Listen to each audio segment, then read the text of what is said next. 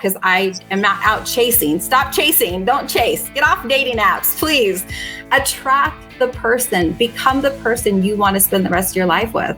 Because I guarantee you, the universe, God, the divine, they will bring that into your life. You will attract that person into your life. Welcome to the I Own It podcast with Ben Reinberg. All right. We are live from the Ben Reinberg I Own It studios in Laguna Beach today. And my gosh, we just keep rolling out incredibly talented women. Today is no different. I am so excited to speak to this young lady. We've been waiting for a while for her to come on. And she is a relationship expert, would be a global way to say it. She is an expert. And what I love about her is that she really understands men.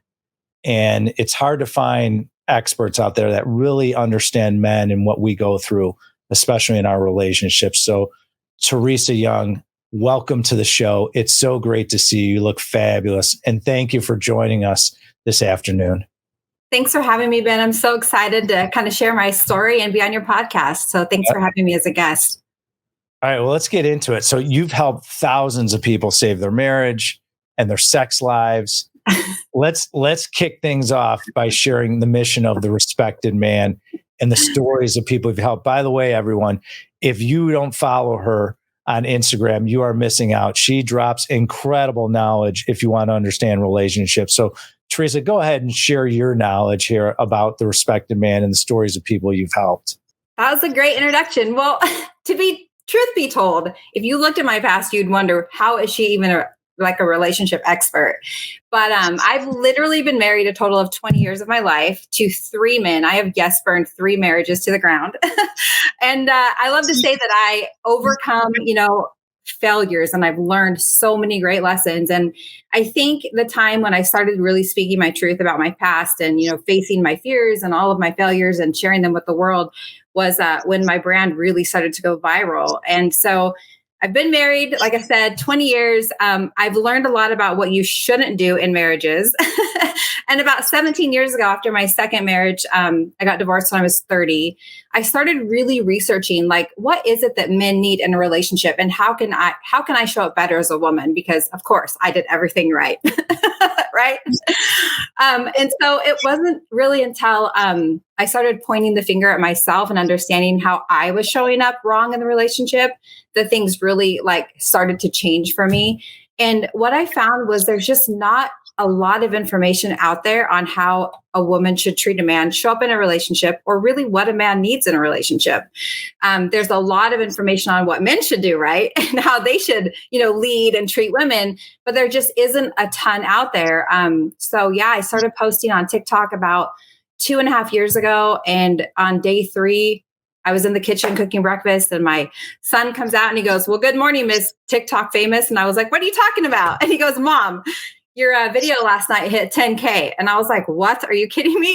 And it was a funny video on how to date your husband and cook him dinner and then initiate sex that night with him.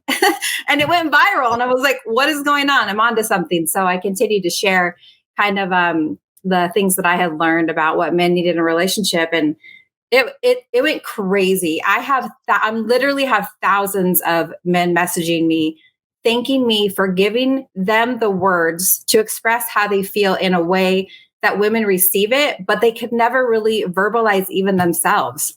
So let's unpack that a little bit. What are some of the items that women should know that men need in the relationships, whether it's a marriage or a boyfriend? What advice for all the women listening out there could you share of some key things that we need as men? Sex and respect. Okay. And every woman will instantly shut down, right? When you hear that, they're like, "I'm not going to respect him. He has to earn my respect." Or, men only want you for sex. And all of these false stories that we've told ourselves for years start coming into play. And we, reject everything about what men truly need. But when you start to break it down, it's men are very simple. But, through my research, what I found is that you can't truly respect a man until you can really respect yourself. And a lot of that comes from doing the work on yourself and loving who you are, taking time for yourself as a woman and not projecting it onto your man so that you're able to respect him. And the word respect doesn't mean that you should get on your knees and wash his feet. Respect means to admire him for his unique abilities and talents. And so if you married him or you're in a relationship with him, I could guess that you probably do love him for those things, but we tend to overlook them, especially if we don't love ourselves, right? And when we talk about sex and relationship, what I have come to learn is that a lot of women have a lot of wounds around sex and men from their past, and I'm one of them. And we all, we feel that men, they only want us for sex, but what we don't understand is that as women, sex is for us, and it's really important for us to feel sexy and sexual and embrace our own sexuality for ourselves, not for men. It's for us. It's for our own mental health, our own well-being, all of those things. But the thing about sex that I have learned about men, and this is key. So if you're listening, take out a pen and paper, old school, and write this down. Outside of a relationship, ladies, a man can have sex with you and not call you the next day, and he will feel no emotional connection to you. It's the way God designed them. It's the hormones that don't get released when he has that connection with you outside of a relationship. When he doesn't care, he doesn't emotionally connect like a woman does. But inside a relationship, a committed relationship, when you're the one he loves, you're the one he's married, that is the way he shows you love through his body. Well said. I love that. It's so true. Let's talk about that. One thing you said was the woman needs to respect herself before she can respect a man. Do you find that a lot? I see a lot of women that disrespect men. I've seen it personally with myself as well. It could be employees. It could be significant others, and they disrespect people. Do you feel that it's because they don't respect themselves enough? They don't know how to treat the other person in a relationship. Is that what you see a lot? Yeah, absolutely. I mean, in a relationship, as a couple, we're like oracles and we mirror each other's flaws. And so if you can look at it that way, if you're not able to respect him and he's not feeling respected in the relationship, and hopefully he's expressing that to you in one way or another, you have to start looking at yourself, because a lot of times for women, we don't serve ourselves. We put ourselves last. We do everything, the to-do list, the chore list, the kids, and we don't do anything for ourselves. And so we tend to project that frustration or resentment onto the men in our lives. And so it's really hard to respect them, but if we could actually show ourselves more self-love, take more time for ourselves, we're able to, not take everything on, and we're able to give love versus, disrespecting our partner because we're frustrated with the things we're not doing for ourselves. What do you feel are some things women can do to create self-love and improve themselves and personally work on themselves? I'm big into personal development. I work on myself all the time. What advice would you give women out there to say, hey, here are some things you could do to become respectful and really love yourself?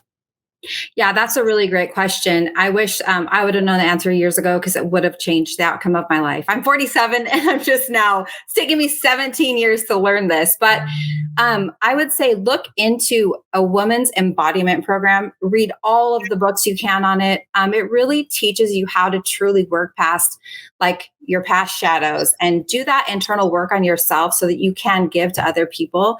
And I flew out to Kauai last year in September, and I took I went to a women's embodiment retreat. And this might sound super simple, but my biggest takeaway was learning to say no. And when you say no, it's really taking care of yourself.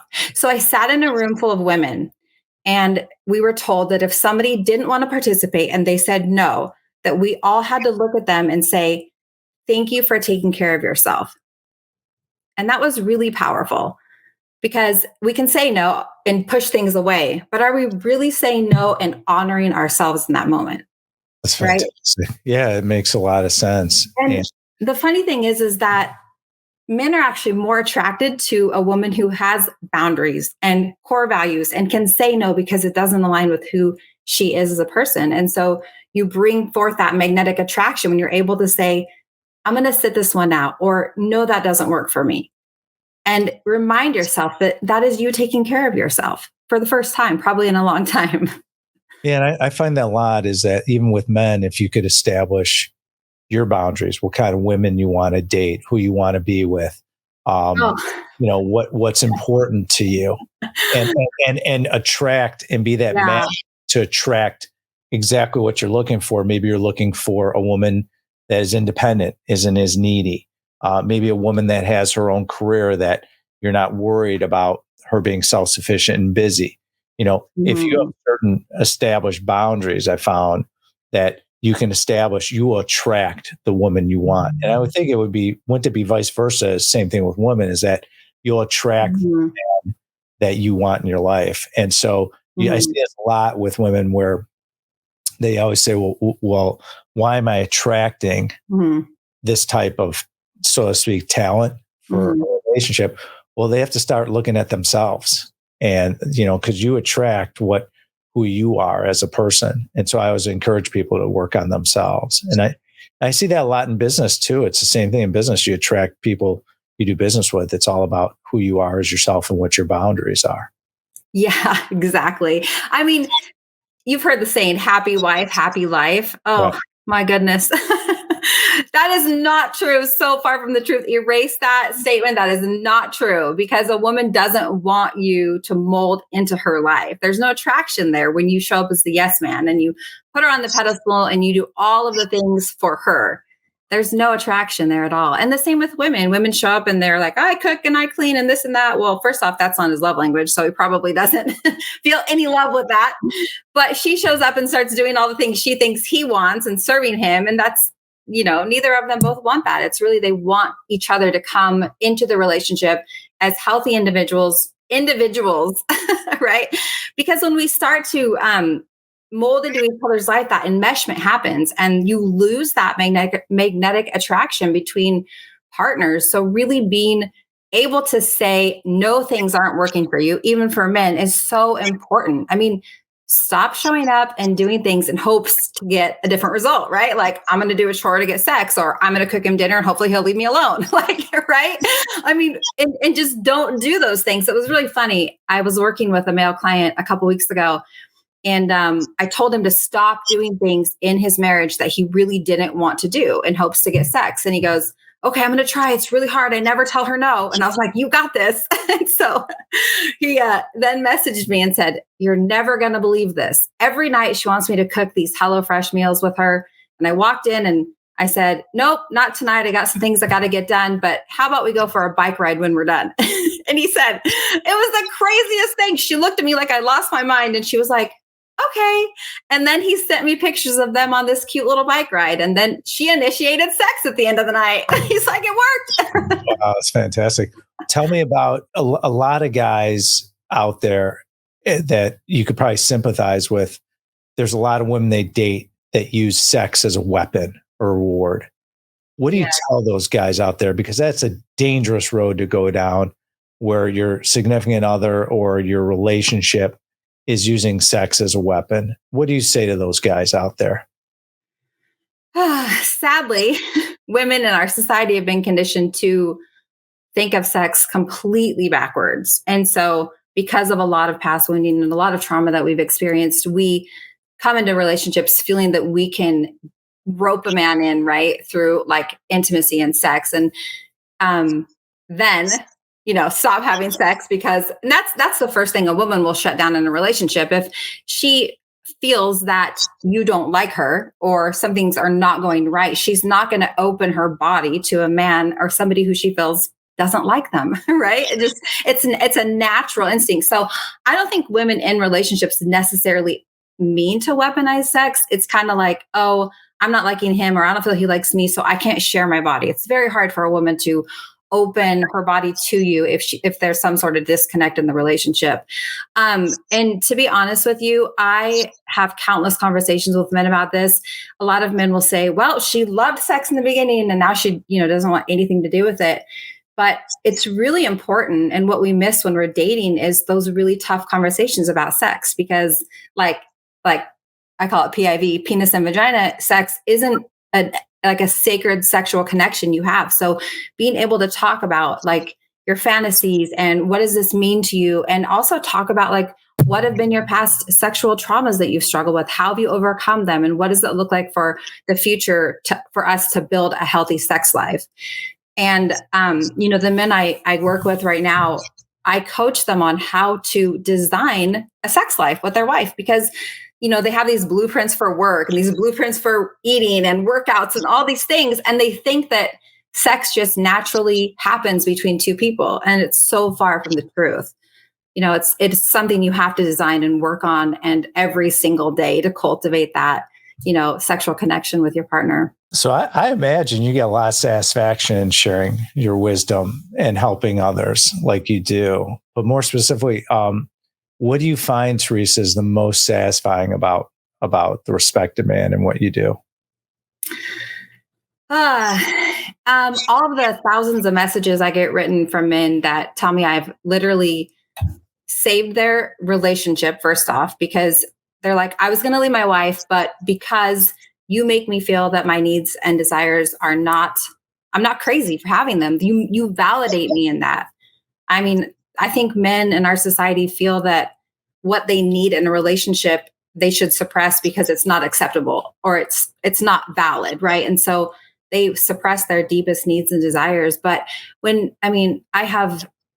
I'm getting men to stand up for what they need in a relationship. And women really, truly value that. And so I'm giving them those words. And so, daily I get, like I said, I'm not even kidding, thousands of messages from men saying that I'm saving their marriages, women writing in saying, I wish more women understood this. And I think what hits me the deepest and why I continue to do this is because I grew up in a home with an alcoholic father, and my dad clearly had needs and desires that he could not express. And so he found comfort in the bottom of a whiskey bottle, to be honest with you. And my mom was passive aggressive, negative, condescending, and she just beat him down. And he literally drank himself to death. So he soothed his needs and desires with an addiction. And an addiction for you can be, a lot of men have eating disorders. I mean, it can be, obsession with, like compulsive disorders. It can be addiction to drugs, pornography, whatever it is, you're soothing with some form of addiction. And I didn't realize how many men are actually doing this until they write in and tell me that I've literally saved their life. Like they were taking hundreds of pills a month. They were drinking, really overweight. I get men that randomly send me pictures and they're like, because of you, I started working out. I started getting healthy for myself and my relationship's changing. So that's really been, my greatest like driving force to continue to do this. So an area that makes your approach so compelling to me, Teresa, is that it focuses on personal accountability, which I love. Mm-hmm. Once you realize, as you say, and I quote, it starts with you, that unlocks doors, then become the solution. What do you say to people you meet whose ego they're not quite ready to take that full responsibility?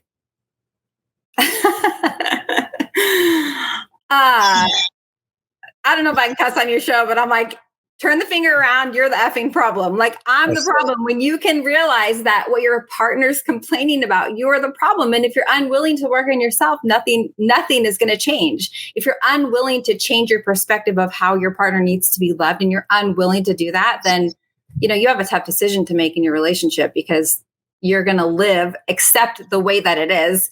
And is this the life you want? Or you're going to make a change. And so, you can either stay stagnant or you can try to do something different. Well, it's a great point because my experience is that people change their life for the better, but usually requires hard work and a changed mindset. And I think people tend to be lazy out there. How do you think about people's capacity to change and grow? So I've done fitness competitions in my early 20s. So I've done I still work out and I eat really healthy, but I do something extreme almost every year to try to push myself, to pass the limit. But when it comes to love and like changing for that, we all have this deep-seated fear of abandonment, especially men. Men, they have this deep-seated fear of being abandoned. And so what they struggle with is being able to speak their truth because they fear the loss of their partner.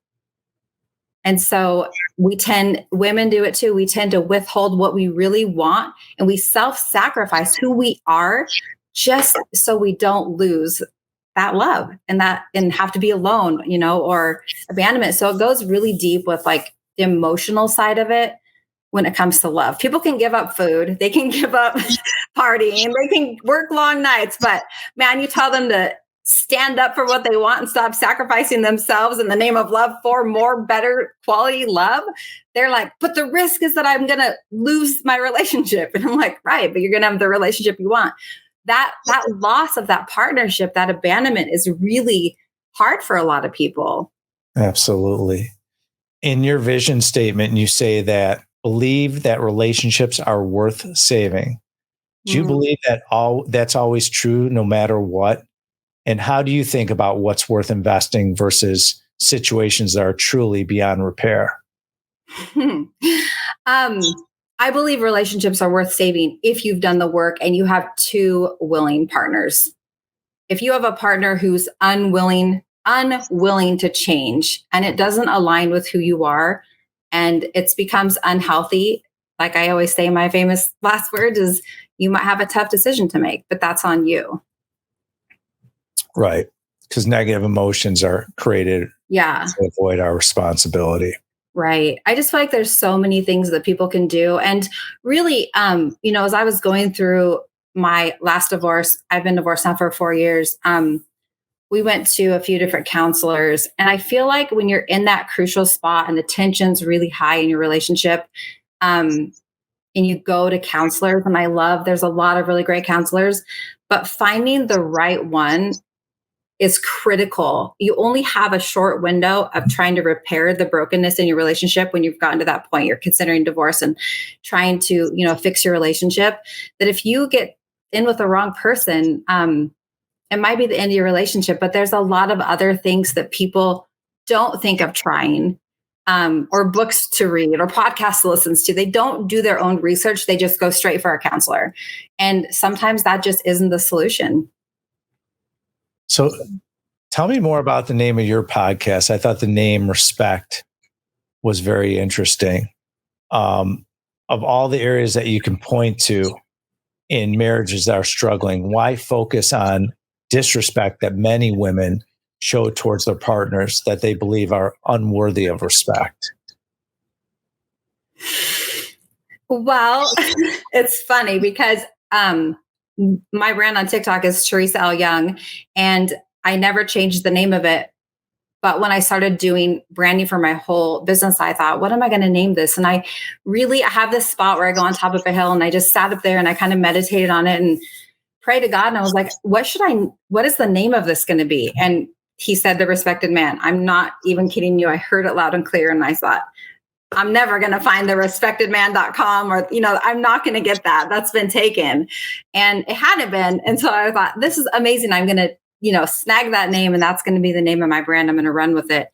I just feel like when it comes to respect in a relationship, respect, if you don't agree with me, I'm sorry, but respect is not something that is earned in a relationship. It is a feeling. It's a feeling of deep admiration that you have for your partner. And you had that, at one point. That's why you married that person, or that's why you're in a committed relationship with that person. And so being able to take a look at yourself, respect and love yourself so that you can give him that feeling, that deep-seated feeling of respect that you have in your heart is so critical, in your relationship. I mean, as a woman, we don't understand what men go through in life and what they face. And I've studied this for many years, but any woman can go head to head with me, but men have fragile glass egos. It's the way God designed them. And from the time a boy is being raised like 0 to 5, his ego is developed from his mom. And then the next person that feeds his validation of being alive in this world is his wife or the woman he chooses to spend his life with. And if you really think about that, that's really powerful. And men need that. They want to be honored by you because they go out, slay dragons in the world, and they come home. They feel, even men, you guys beat each other down, right? Like, come on, man. But he wants to feel that soft comfort from the woman in his life. And it's really important. That word respect to me is just the baseline of every relationship. It helps build that really solid foundation. It's so well said. It's so true. How do you advise women who are no longer attracted to their husbands, and vice versa, husbands no longer to their women? How much of attractiveness is physical versus non-physical in your estimation? First off, go stand in front of the mirror, take a hard look at yourself, and are you even attracted to yourself? Do you like you? Do you respect who you've become in that relationship? Because that's where you need to start. Because I can guarantee that a lot of us, we don't even value ourselves as a person. So really being able to, value yourself as a person, take a long, hard look at how you're showing up in the relationship. And it doesn't start with focusing on the other person. It starts with changing things in your life that make you love everything about yourself, whether it's working out, dance, movement, get out in nature. So many of us, as we go through life, and I have 3 children. My kids are adults now, so I understand this very well. We give our whole lives to our kids, and we'll sacrifice even having fun with our friends, our friendships, our groups of people we like to hang out with for the kids. And then you look in the mirror one day and you're like, I don't even like the woman I become. So definitely starting there, is just so important. What are some of your professional goals for the next 5 years? That's a really great question. So I had this vision the other day that I would love to open a huge, holistic sexual health and wellness center. And I would love to remove what everybody thinks is the dark side of sex and sexuality and sensuality and bring it into the light and show people that it's really been created as this beautiful thing. But unfortunately, our world has taken what's so beautiful about it and they've monetized it in a way that it's taken the beauty away from it for people and the benefits that it brings to our lives. And I would just love to be able to do that probably in 5 years. That's my biggest goal right now. With divorce out there, it's a rising percentage, as you know. It continues to go up. Mm-hmm. What do you advise men that have gone through a divorce? They got to get back on the horse. They have some trauma and some pain. For all the guys out there that are listening, what advice would you give them, Teresa? I would tell them to start looking at sex and intimacy because it's number one, it's really important for you in your relationships. Stop looking at it through the lenses of pornography and start looking into it as a holistic approach in your life and start studying. I have been studying Tantra. I am so intrigued by their practices and how they create sacred sex lives for yourself. It's for me, how it can benefit you and your life. And so I would really tell men to, instead of looking at the different positions that you can have in sex, really start looking at the emotional connection that you can have with it and start to study, things like sacred sex life. And I like I said, I love Tantra, but really it is do what I did. And I've taken 17 years and I've studied men. Men go, oh, you're a guru, you know this stuff. No, I took the time to really study and research and read so that I could show up as a better person in a relationship. And that's important for men to do as well. And I understand that women are complicated. Men are complicated. We don't understand each other. But the one thing that has really helped me is learning masculine and feminine roles in relationships, and masculine embodiment work is really, really important. As a matter of fact, my next husband will have done some sort of masculine embodiment work because I don't want to have to teach him what I know. And I continue to do my work on myself for my future partner. And I'm continuing to do that now because I am not out chasing. Stop chasing. Don't chase. Get off dating apps, please. Attract the person. Become the person you want to spend the rest of your life with. Because I guarantee you, the universe, God, the divine, they will bring that into your life. You will attract that person into your life. Stop chasing. Focus more on yourself. Self-love is so important. So important. So the name of my show, Teresa, is I Own It, which is you own all your actions and behavior in life.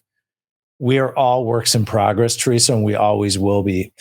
Share a recent example where you realized you had it wrong and you didn't own it fully. Never. Never. Are you kidding?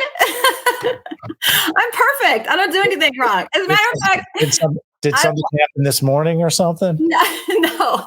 I love that you asked me that question because I get told a lot that I'm the most perfect woman in the world and I should run for president. Look, and ladies, if you're listening, listen. All you have to do is validate you understand a man's needs and they're going to give you the world. Because trust me, I get tons of that. It's not that I'm beautiful, it's that I validate their needs.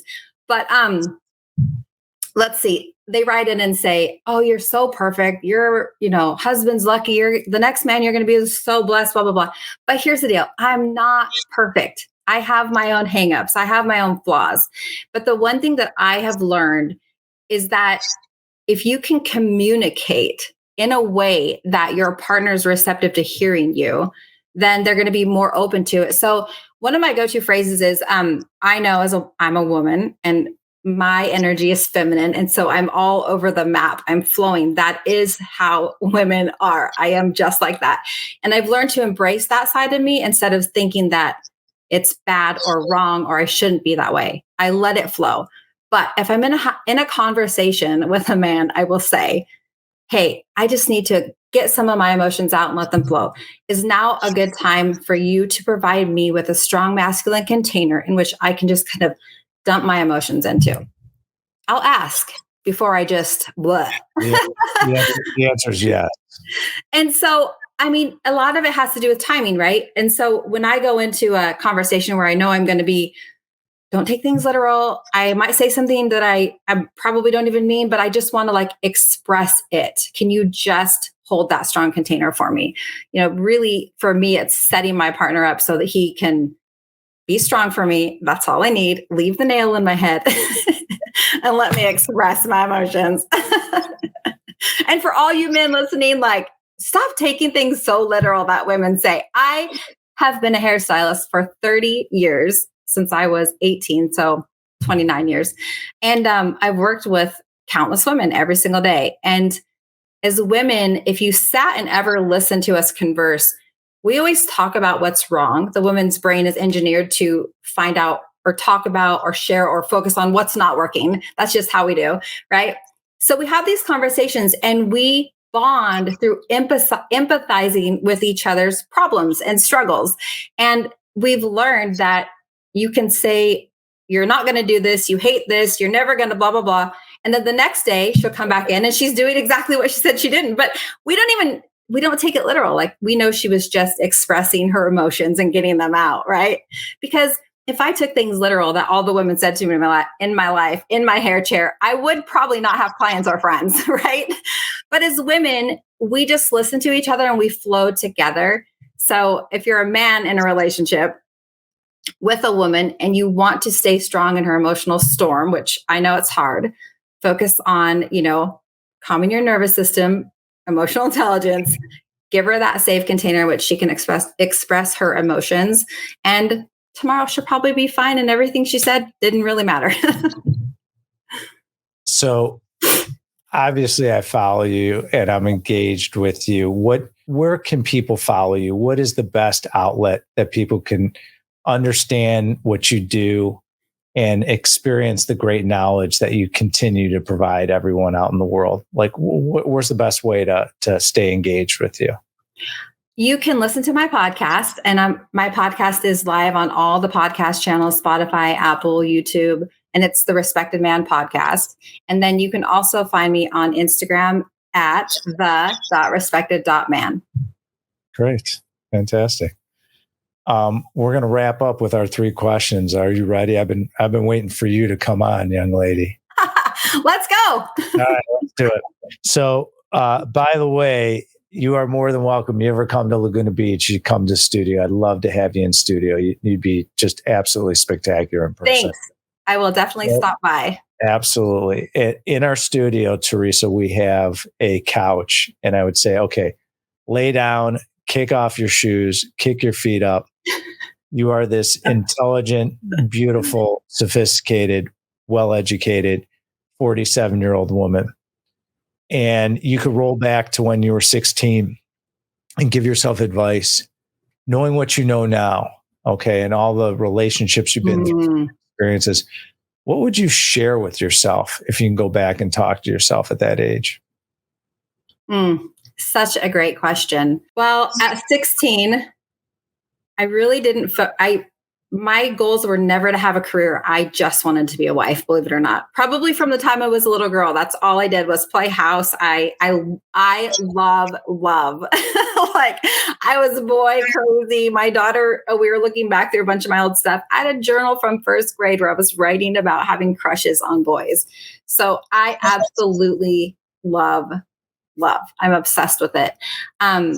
But I think so much that was all I wanted to be. So if I could go back to my 16-year-old version of myself, I would tell her to, I keep going back to this, but stop focusing on how you're showing up for boys and trying to attract them and focus more on loving yourself. I know at 16, every woman, even at my age, we still look in the mirror and find 10 things wrong with ourselves. But at 16, everything was wrong with you. And really, focus on loving yourself and attracting the right kind of love. And it would just happen and come to you versus chasing it. What a great answer. So, Teresa, it is our last day on earth. God forbid. It's just me and you, kid. It's just the two of us. It's our last meal together. Your choice. What are we eating and what are we drinking together? What are we eating and what are we drinking? I would say dessert. We're going to have cheesecake. And margarita. Okay. Do we get dinner with that, or is that to start? No, heck no. Sometimes you got to just, oh my gosh. When I was raising my family on Sunday nights, we had dessert for dinner and it was so fun. So I'd say skip what's good for us. That's our last meal. So margaritas. We're going to get hammered and have cheesecake on there. Hey, I mean, I live such a disciplined life that treat would be amazing for me to end this life with you. So in our studio in Laguna Beach, we have a black door and we have a grand piano, we have drums, and we have electric and acoustical guitars in the studio. If you could have any band or musician in studio with you and me walk through that black door, they could be living or deceased, Teresa. Who would you have walk through that black door and what song would they play us? That is a really good question because I love country. I love music. I love all artists. I really love country music. You love country? I like that. Yeah. If I could have, you know what? I would have Garth Brooks come in and sing the dance. Okay. What a great, we haven't had anyone choose Garth. I love that. I'm great old choice. I love that choice. That's great. I could enjoy that. Yeah, I've been to a lot of concerts, but I've not seen him live. So I would love to see him walk in and play for me. Absolutely. Oh, that'd be fantastic. Well, Teresa, thank you so much for joining us today. What a privilege. If you are interested in listening to more episodes like this with this great knowledge that Teresa just dropped on us, kick that right-hand button on YouTube and click subscribe. Feel free to click the like button as much as possible because as I say, let it go viral. Ooh. And follow me on all social media platforms. Go to benreinberg.com. And to learn about commercial real estate, investing in commercial real estate passively, feel free to log on to our company website, alliancecgc.com. We are the leaders in building wealth for you and your family. Feel free to click on the brand new Alliance Medical Property Fund. We're the leaders in owning medical properties throughout the United States. Teresa Young, thank you so much for joining us. What a pleasure.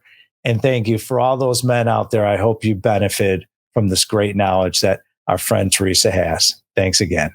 Thanks for having me, Ben. Thank you for listening to the I Own It podcast with Ben Reinberg. To hear our past episodes and connect with Ben, visit benreinberg.com.